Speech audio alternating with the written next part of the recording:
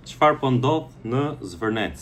Dita e sotme në rrjetet sociale kanë shpërthy video të një dhune anormale në e parë ndonjëherë në botë, ku një polici private e veshur me xhupa të zeze me kështu, dhunon jo vetëm qytetarët, jo vetëm protestuesit, por dhunon edhe policinë e shtetit. Është një video që po qarkullon shumë në rrjetet sociale, kur kjo polici e një kompanie private i alshon me kështu spray në fytyrë policit shtetit, përdhos policin e shtetit. Përveç se i kapin protestuesët, siç i keni parë, i tërheqin zvarr për hundësh policisë shtetit, i tërheqin zvarr në kuptimin literal të fjalës, shihini videot, sepse në media këto nuk duken. Tani çfarë po ndodh? Në Zvërnec, para 2 ditësh apo dje, Edi Rama doli dhe tha: po më akuzojnë mu për Zvërnecin, e kujtun këteja ne, po mbin qaf, ajo toka atje është tokë private. Pisht poro që ka ajo, në Nart, në lagunën e Nartës, pish poro dhe vjos Nart, që është park kombëtar, park natyror, dhe Edi Rama tha ata janë privat, janë den babaden, venali ata që kanë dhënë tokën kompanisë private. Në fakt aty resortin flitet që do ta ndërtojnë dhëndri Trumpit, apo unë nuk e di kush është atje, po kush është realisht në fakt që po e ndërton, edhe pse ky lajmi nuk del në asnjë vend.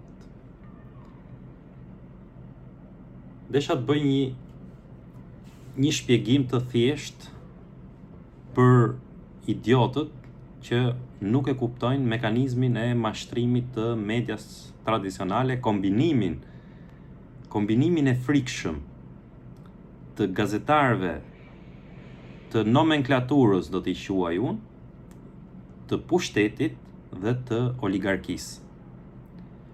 E kam hedhë një video në Facebook, është deklarata e Ramës, pra që thot ajo është tokë private, shteti s'ka punë fare atje, kujtun gjitha me radhë. Ka një tjetër video që bën si i habitur, nga ato videot që bën si i habitur, gazetari më i ndjekur në Shqipëri, më i vjetër në Shqipëri, kujtun kryesori që ndjekin shqiptarët për trushplarjen, vetë trushplarjen, duke e ndjek, Fevziu del atje dhe thot çfarë po ndodh në Zvërnec, se kujtun e ka titullin kështu siç thash unë kësaj, çfarë po ndodh në Zvërnec, prandaj ja vura edhe unë kështu titullin. Edhe shpjegon si në mënyrë naive që shiko këtu është i tokë private, po vin një familje fuqishme, se Fevziu përfaqëson aristokracinë botërore, investimet e gjitha, nuk e shef që po shkatërrohet Bregdeti i Shqipërisë, nuk e ka pa asnjëherë këtë, sepse Bregdetin e Shqipërisë janë duke e shkatruar oligarkët me të cilët ai ka miqësi, edhe nëse s'ka ortakëri, ka miqësi prej 35 vitesh. Kjo lloj gazetarie nuk është vetëm Fevziu, po unë po e marr si shembull sepse ai kishte marrë guximin edhe kishte dalë të bëjnë për budallëjnë shqiptarët, që gjoja s'po ndodh në gjë, po vinë ata me investu miliarda dollar këtu dhëndrit Trumpit, ata nga Katari, edhe ndoshta me nxjerr që protesta është kot. Protesta është e nxitur me pa të drejtë. Tani këto i ka publiku para ca ditësh edhe Birni, po dhënat edhe duket me gjas që ndërtuesi i këtij resorti, ata policët privat, aty që dhunojnë qytetarët, që i hedhin spray fytyrës policisë shtetit, ata janë të çet kastratit. Pra, një prej oligarkëve më të mëdhenj në Shqipëri. Çfarë ndodh? Ju shihni kryeministin thotë është tokë private. Shihni një nga gazetarët më të ndjekur në Shqipëri thotë është tokë private, dhe shihni sot videot se çfarë i punon shërbëtori i oligarkut, polici i oligarkut, rroktari i oligarkut, çfarë i punon popullit dhe policisë shtetit. Çfarë do të thotë kjo? Që ata nuk kanë frikë askënd.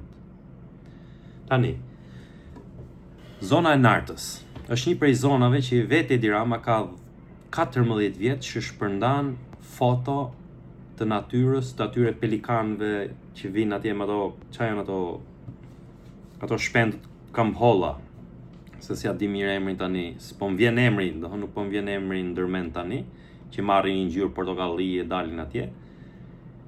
Ka kafshë tjera, ka shpend shtektar që ndalojnë aty në atë zonë gjitha me radhë, pra flora dhe fauna e asaj zone është e një zone të mbrojtur që duhet të ruajtur si sytë e ballit.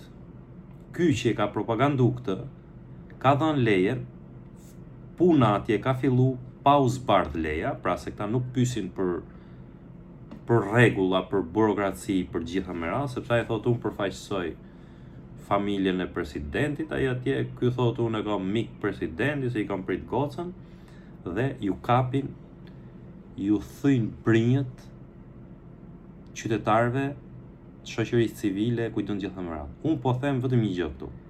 Një pjesë antarëve të shoqërisë civile aty mund të shkojnë me të padrejtë. Pra mund të jenë të poshtër, duhen me marrë vëmendje publike, gjitha me radhë. E heqim këtë pjesë, nuk merrem me këta. Pra jo po kështu apo ashtu, duhen me kap në një projekt, ose duhen me marrë në një gjë, me i vu në një gjobë asaj kompanisë që ndërton aty. Pra i heqim çdo njeri që ka shku nga Tirana atje dhe i bë sikur i djeg barku, po i marrin të mirë qenë, siç thon këta, siç thot Fevziu, siç thot Rama, që çpun kanë këta atje, se ajo është tokë private. E lëm kështu. Atëherë, çpun ka shteti që nuk pyet për zonë të mbrojtur, një shtet që bën propagandë nga mëngjesi në darkë, pse është shtet liberal që duhet mbrojtë natyrën, që duhet t'i jap rëndësi të veçantë zonave të mbrojtura, i merr edhe i kthen në troje ndërtimi, i kthen në beton. Një shtet që pretendon se do hynë në Europë, kur një nga gjërat kryesore të Europës është ruajtja e këtyre habitateve të vogla që kanë mbetur. Ju e pat para ca ditësh te ai plazhi i manastirit atje që u rrafën, u coptun biznesmenët, oligarkët me njëri tjetrin, se thoshte ajo kumbar, ajo piçka vogël atje. Ja kam dhënë, nuk është një gjë e madhe, ajo ka qenë zonë e mbrojtur. Sot atje është një kodër e madhe betoni. E kam fjalën për në Ksamil te zona e mbrojtur. E hoqën nga zona e mbrojtur, u dhan biznesmenëve, edhe atë pikën e vogël e kanë bë beton i gjallë. E kanë mbush me pallate. E shkatrun të vret syt një gjë që ka qenë natyrë e bukur, e mrekullueshme, e shkatrun këta. Butrintin po e kemi pa që e kanë shkatru. Tani erdhi zonës së Vlorës. Edi Rama e ka mbajt Vlorën, e ka tall, e ka përqesh gjithë këto vite, i ka marrë votat gratis në Vlorë dhe i ka punu qinin Vlorës. Lojtarët të rrinë pa ujë, lojtarët të rrinë pa rrugë, përmbyten sa herë bi shi, e gjitha me shërbimet e shtetit, kanalizimet, ujësjellsi, elektrifikimi, gjitha shkojnë në shërbim të resorteve që po ndërtojnë miliarda dollarëshe, oligarkët, qofshin amerikanë, qofshin shqiptar, le të jenë çfarë të duan. Ai që shkatron, le ta ketë emrin si të doj. Ai që shkatron mjedisin, le të jetë kush doj, ai është shkatrues, ai është pushtues, dhe ai që e jep lejen për ta bërë këtë gjë, që në këtë rast është kryeministri, është edhe më i poshtër se ata. Pra, besoj gjithë e kuptojnë, këta që më ndjekin mu janë absolutisht njerëz shumë të mençur, ju që më ndiqni, edhe shumë të kthjelluar, shumë të ftilluar, keni dalë mbi pellgun e mashtrimeve që bë media, që bë politika, që bë pushteti, edhe që bëjnë oligarkët. Unë po flas edhe për një tjetër që futet këtu rastisht, edhe dëgjon bisedën. Është skem, mashtrimi, deklarata e Ramës, se ajo është tokë private, deklaratat e Fevziut që bë si i habitur, sepse çka ka këtu do vinë të ndërtohen miliarda dollare, kujtun, edhe bën gjoja sikur ka shku atje dhe do merret gjëre gjatë me atë punë për të informuar publikun. Ta dini mirë që kur gazetarë të tillë që kanë 35 vjet, që ju shërbejnë kryeministrave të radhës, ju shërbejnë në mënyrë të poshtër, kur dalin edhe thonë që do ju informojmë, po ju informojmë, bëjnë sikur ballafaqojnë faktet. Kështu thot kompania private, kështu pretendojnë banorët, është duke ju mashtru në një farë forme shumë të sofistikuar dhe në fund fare të bisedës, të emisionit, të gjitha ju do dilni me konkluzionin që atje pas ka qenë tokë private, pse ja pas kemi fut kot, ju bëjnë budallej. Ta quni veten budallej që keni mendu se atje po bëhet i padrejtësi. Në fakt, është e kundërta, herën e parë keni mendu drejt, masi keni pa televizion, masi keni pa emisionet, masi keni pa këto videot që bë Fevzo e Rama nëpër që shpërndajnë nëpër rrjetet sociale, ju jeni mashtru. Pra besojeni më shumë instiktit parë se vjen më afër me ndërgjegjen, se sa kur filloni me kërku informacion përmes këtyre. Kjo është situatë shumë e çuditshme, kjo që ka ndodhur sot, nuk pasqyrohet kollaj nëpër media, sepse janë 3 pushtete bashkë që nuk lejojnë informimin e saktë dhe të drejtë. Është qeveria, është kryeministri, kryeoligarku i vendit, është media tradicionale, gazetarët e nomenklaturës, që kanë vite që u mashtrojnë, shtojnë pasuritë e veta, janë bë milioner, miliarder vet, duke ju mashtru juve dhe duke i shërby politikës.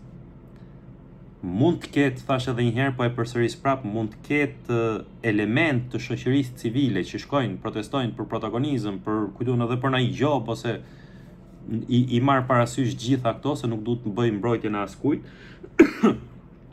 Por ky lloj pushteti ka ardhur në qeveri, po ta mani men, përmes duke u dhënë zë protestave të shoqërisë civile, jo po LGBT, jo po këto, jo po ato, e mani men, mjaftin e famshëm e gjitha me radhë, sot ja merr frymën çdo lloj organizimi të shoqërisë civile që nuk është nën kontrollin e këtyre, i ka vrarë shoqërinë civile, se po t'ishte PD-ja në pushtet.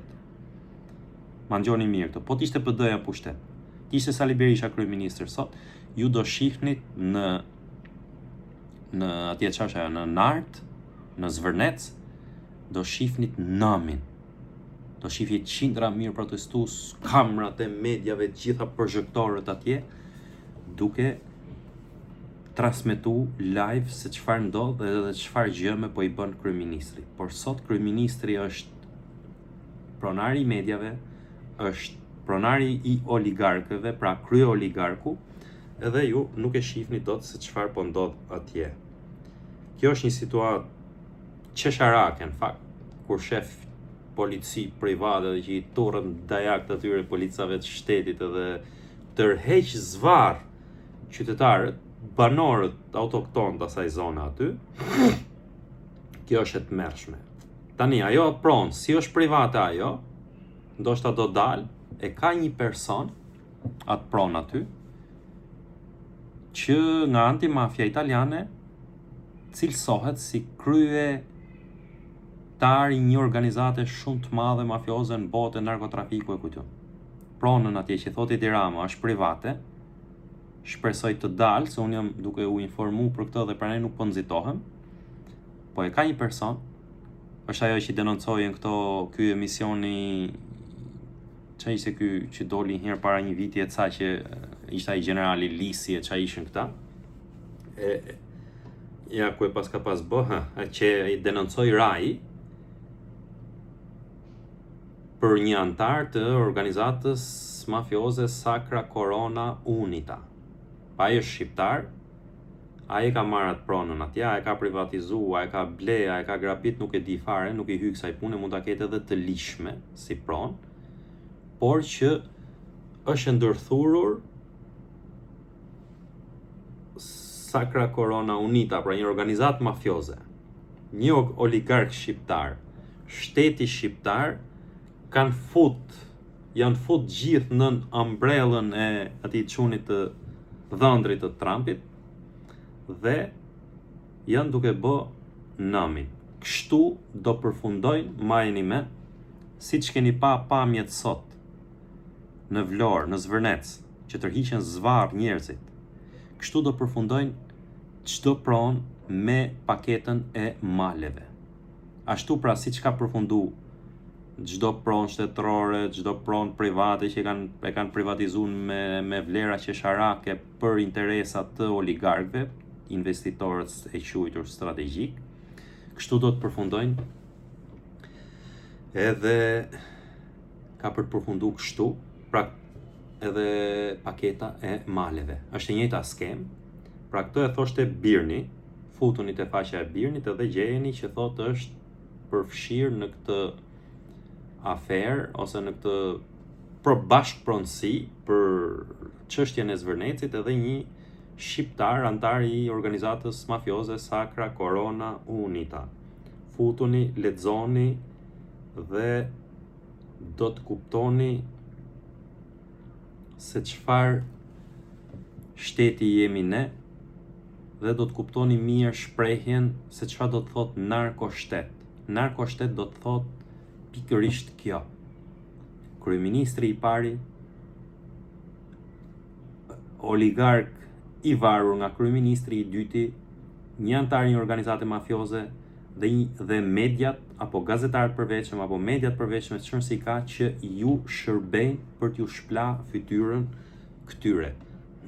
Se e mani me një edhe atë robin atë hysën, si që ai hysa i Gramshit, që u shpall non grata nga SBA-ja, u sanksionu nga SBA-ja, Fevziu e mori, i dha hapësirë në televizionin e vet, e nxori pëllumb.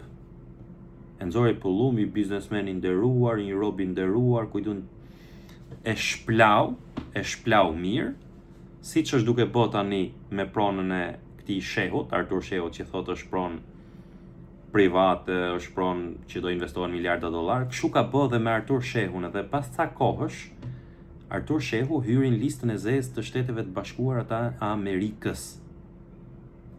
Gazetari i nderuar nuk ka dalë të kërkojë falje.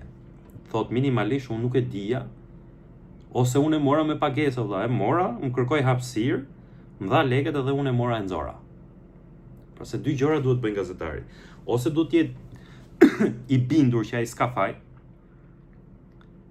rasti atij hysës, që u shpall non grata, që kishte lidhje me mafien meksikane, kolumbiane, nga kishte lidhje ai. Ose duhet të thotë që unë isha i bindur që ai është i pafajshëm, ose duhet të thotë gazetari, fjalët këtu në emision janë të këtij, sepse ky ka ardhur, ka kërku hapësirë, unë ja kam dhënë, nuk ka nevojë të thotë që ka kërku hapësirë në këmbim të parave, nuk ka nevojë kjo, se kuptohet. Do të ka kërku hapësirën, edhe unë po jap drejtën të flas, edhe ky është kështu.